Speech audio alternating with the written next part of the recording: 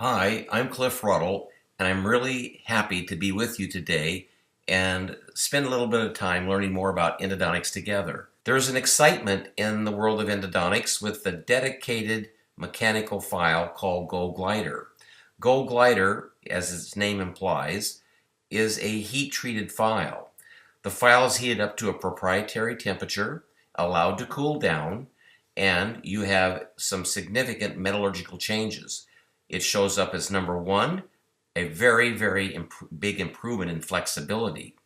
Also, heat treatment technology massively improves the resistance to cyclic fatigue. So think about this instrument towards its terminal extent, snaking through a secured canal with a tin, and how it can get down there and achieve length.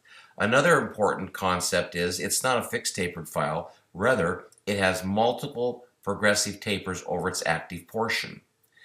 And this means that the file does most of its work in the body of the canal, the coronal 1/3 and the middle 1/3. The apical 1/3 of this instrument just is pretty passive and generally will then just follow the pathway that the tin file achieved before it. So how does this instrument fit into the traditional size 10 and 15 manual files? Well, you can look carefully, and if you look at D0, the Gold Glider is about the same as the 15 file, gets a little bit bigger at D4, but we really start to see bigger diameters at D8, 12, and 16. And this would explain precisely why the instrument works as a pre-enlarger or a pre-shaping file, because it's doing a lot of work up in the body of the canal. This gives a bigger pathway then for the shaping file to follow.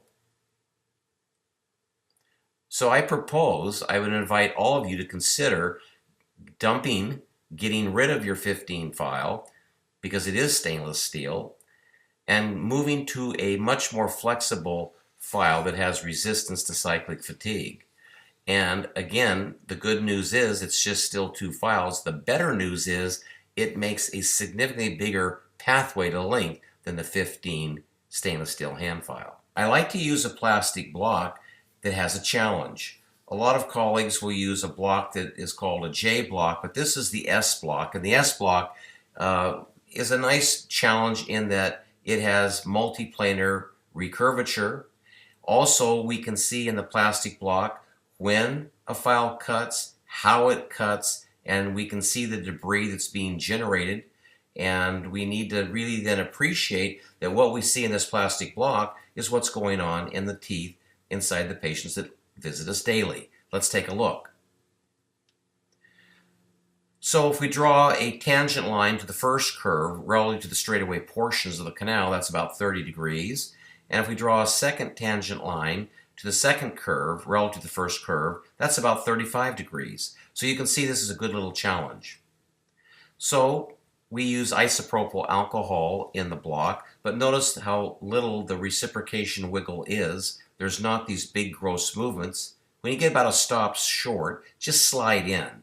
No reciprocation on the handle. This is when you would get working length.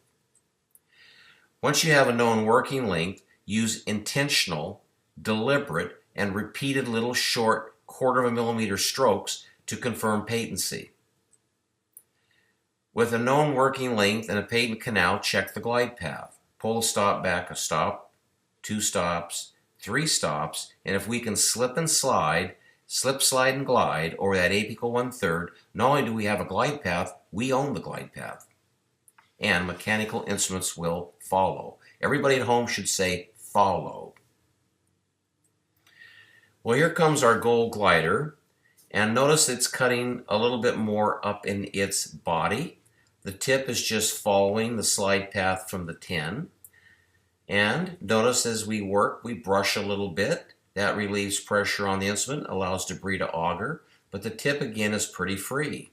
It's very little work done in the last 2-3 millimeters of a Gold Glider. This is pre-enlarging the canal, and it's a pre-shaping file.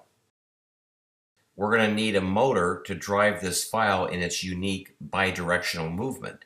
And the good news is, if you were a WaveOne user, you already have the motor that has the presets for you.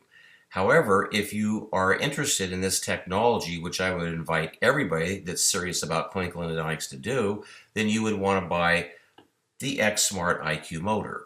This motor has a lot of capabilities, and there'll be other webinars to fully explain how it can really help us with patient education, storing and transfer information, and doing a variety of other things like measuring working torque and all that.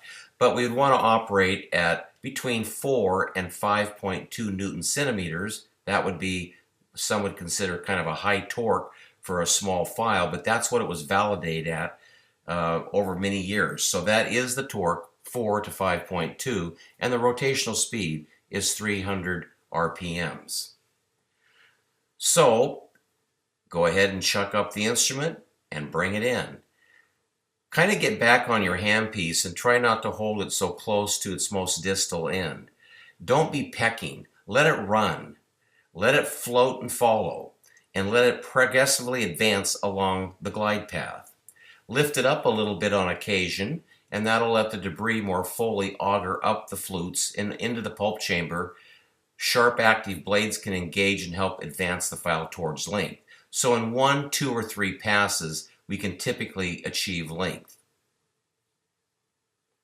Well, you can still see that there's a lot of debris left behind in the lateral anatomy, but we have a super smooth and reproducible glide path. Now, one last comment. In shorter, wider, and straighter canals, you'll probably be able to achieve length in one single pass. However, in longer, narrower, and more curved canals, that's where it might take a second or third pass. And between the passes, we would irrigate the canal to remove debris. We would clean the flutes on the file. We would use a tin file and go back to the terminus to make sure that we had our glide path. And then we would re-irrigate to liberate that debris.